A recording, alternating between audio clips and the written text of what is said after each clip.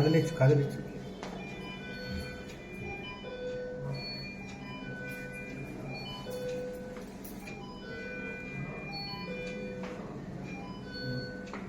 Naik, medical superintendent, government general hospital Yadadri.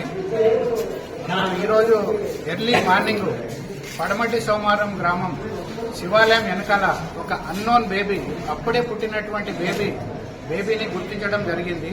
ఆ baby ఏ విధంగా ఏ కండిషన్లో ఉందంటే ఎట్లాంటి మనకు చలనం లేకుండా ఆల్మోస్ట్ డెడ్ బేబీ లాగా పడి ఉండే. ఆ బేబీ డెలివరీ పుట్టేటప్పుడు ఆ మాయాతో పాటు కూడా ఆ బేబీ అదే విధంగా ఉండడం జరిగింది. దాన్ని ఆ యొక్క మనకు ఆశా వర్కర్ గుర్తించడం జరిగింది. తర్వాత అదేవిధంగా ఒక ఇద్దరు దంపతులు, వాళ్ళ పిల్లలు లేని దంపతులు, వాళ్ళు కూడా గుర్తించి ఆ బేబీని ఇమీడియట్ గా మన బీబీ నగర్ పిహెచ్సికి తీసుకొని పోవడం జరిగింది. అక్కడ ప్రిలిమినరీ ట్రీట్మెంట్ చేసి ఆ మాయాను బేబీ నుంచి వేరు చేసి ఈ బేబీని వెంటనే మీరు జీజీహెచ్ యాదాద్రి తీసుకొని పోయినట్లయితే బతికే అవకాశం ఉందని చెప్పేసి అక్కడి స్టాఫ్ యొక్క సూచనల మేరకు వాళ్ళు ఆ బేబీని ఇక్కడ తీసుకొని రావడం జరిగింది. ఆ దంపతులు మరియు ఆశా వర్కరు ఇమీడియట్ గా ఆటో తీసుకుని ఆ బేబీని జీజీహెచ్ యాదాద్రికి ఈరోజు మార్నింగ్ 8:30 AM కు జీజీహెచ్ యాదాద్రికి తీసుకొని రావడం జరిగింది. తీసుకుని వెంటనే వచ్చినప్పుడు బేబీ కండిషన్ చాలా క్రిటికల్ గా ఉంది. ఏ మాత్రం మూమెంట్ లేకుండా బేబీ చల్లగా చలికి, ఇప్పుడు బయట చూసుకున్నట్లయితే చాలా చలికి చల్లగా, తర్వాత పల్స్ రేట్ కూడా 20 pulse rate 20 beats per minute ఆ విధంగా ఉండే. కొద్దిసేపు అయితే బేబీ ప్రాణాలు వదిలే పరిస్థితి ఉంది.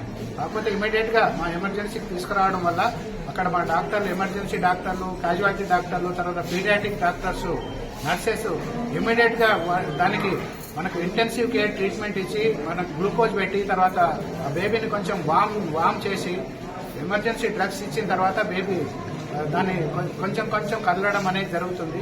దాని వెంటనే మనకు ఎస్ఎన్సియు అనే క్రిటికల్ కేర్ కు షిఫ్ట్ చేసి ఇంటెన్సివ్ కేర్ ట్రీట్మెంట్ అనేది ఆక్సిజన్ పెట్టి తర్వాత కంప్లీట్ ట్రీట్మెంట్ ఇచ్చిన తర్వాత బేబీకి చలనం రావడము, కదలడం అనేది ఇప్పుడు కొంచెం ఇంప్రూవ్ అవుతుంది. తర్వాత ఇప్పుడు హార్ట్ రేట్ చూసుకున్నట్లయితే 110కి చేరుకుంది. బేబీ మంచి కదులుతుంది.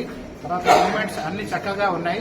తర్వాత టెంపరేచర్ కూడా మామూలుగా 20 ఉన్న టెంపరేచర్ ను వామర్ లో పెట్టి బేబీని నార్మల్ టెంపరేచర్ తీసుకురావడం అనేది జరిగింది. ఇప్పుడు ఈ విధంగా ఈ బేబీని ఇక్కడ తీసుకురావడం వల్ల డాక్టర్లు, తర్వాత నర్సెస్, తర్వాత ఈ దంపతులు ఎవరైతే ఉన్నారో వాళ్ళకి పిల్లలు లేరు పాపం. దాన్ని బేబీ వెంటనే ఉండి ఆ బేబీని అక్కడి నుంచి పిహెచ్సి నుంచి హాస్పిటల్కి తీసుకొచ్చేసి ఆశా వర్కర్తో పాటు ఇక్కడ తీసుకొచ్చేసి వాళ్ళు ఇప్పుడు బేబీ కొంచెం ఇంప్రూవ్ అవుతుంది.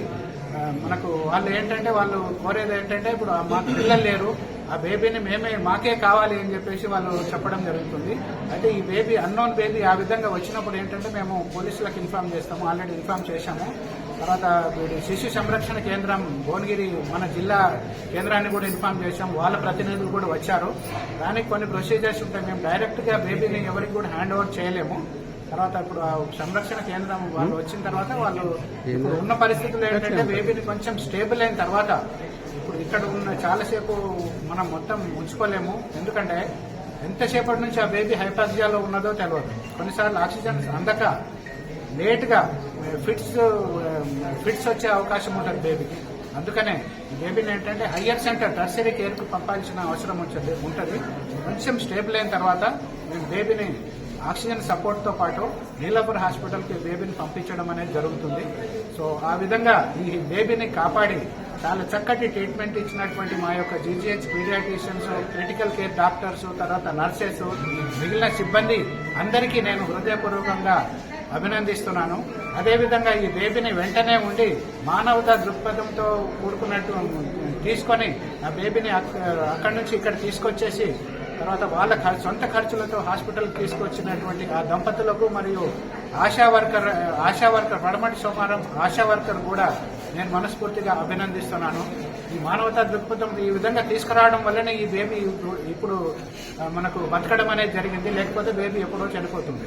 సో చాలా చక్కటి పని చేసినందుకు నేను అందరినీ అభినందిస్తున్నాను. సో ఇట్లాంటి ఏంటంటే ఇప్పుడు ఇట్లాంటి సంఘటనలు జరగకుండా ఇప్పుడు మీకు నార్మల్ గవర్నమెంట్ హాస్పిటల్ తీసుకున్నట్లయితే మేము డెలివరీ చేసేవాళ్ళము.